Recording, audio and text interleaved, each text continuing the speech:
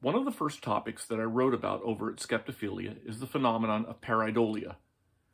Pareidolia occurs because our brains are wired to recognize faces, and so sometimes we'll see in patterns of lights and shadows, we'll see something that looks like a human face.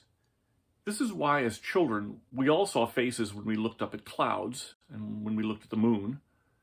It also explains the famous face on Mars, a lot of the ghost photographs people claim, and also why people continue to see the face of Jesus on grilled cheese sandwiches. When I first mentioned pareidolia about 10 years ago, it seemed like most people hadn't heard of it. But now when somebody spots a face-like object, the term seems to come up with fair regularity, which is good. But this does leave the woo-woos in a bit of a quandary. If all of the ghost photographs and grilled cheese Jesuses, or Jezi, are explained by pareidolia, just the way our brains are wired, then it kind of takes away a lot of the cachet that those claims have. Well, a post over at the site Crystal Life gives us the answer. Entitled A Visit with the Nature Spirits, the author explains that pareidolia does occur. How do you see nature spirits in trees? You use pareidolia, a faculty of the mind that enables you to see patterns in objects where none supposedly exist.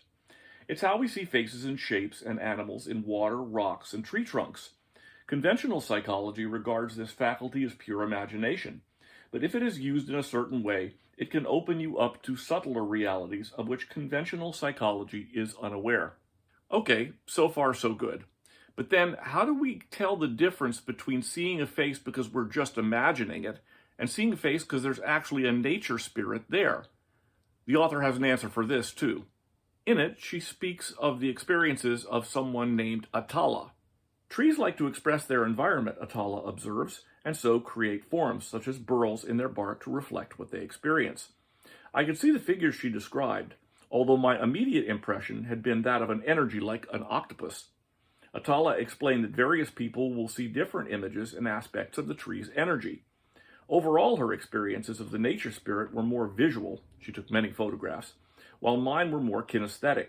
It's possible that with the pine tree, I was simply picking up certain tendrils of energy that it was extending toward me.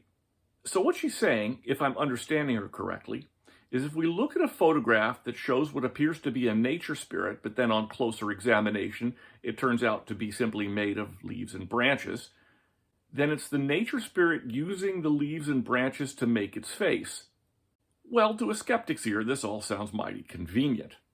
It's as if somebody with a ghost photograph that shows a smudge said, okay, yeah, it's a smudge on the camera lens, but the ghost put the smudge on the camera lens, so it still is evidence of ghosts.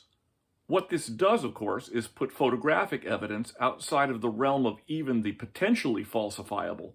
If the spirit world can manipulate our equipment to make it look like something's there, then how do we tell the difference? The whole thing puts me in mind of the wonderful short story by China Miéville called Details. In it, a woman admits that patterns of cracks and dirt and smudges on the sidewalk really are cracks and dirt and smudges, but at the same time, they're monsters. The character, the enigmatic Mrs. Miller, puts it this way. For most people, it's just chance, isn't it, Mrs. Miller said. What shapes they see in a tangle of wire. There's 1,000 pictures there, and when you look, some of them just appear.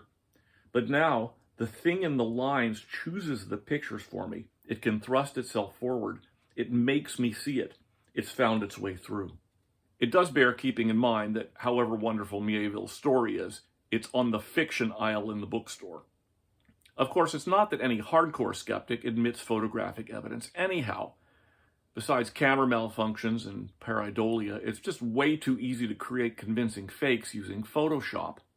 This is why scientists demand hard evidence, and whatever claim you're making, that it shows up under controlled conditions. If you think there's a troll in the forest, then just saying you think so, or even showing me a picture of it, isn't enough.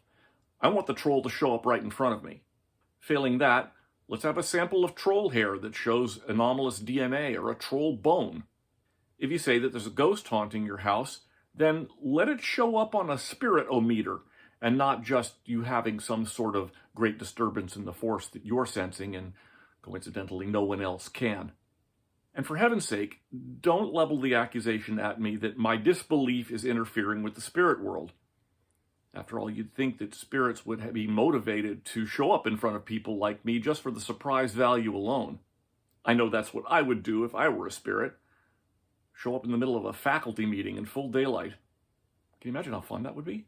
So, in any case, the article over at Crystal Life shows us once again that science and the paranormalists define the word evidence differently.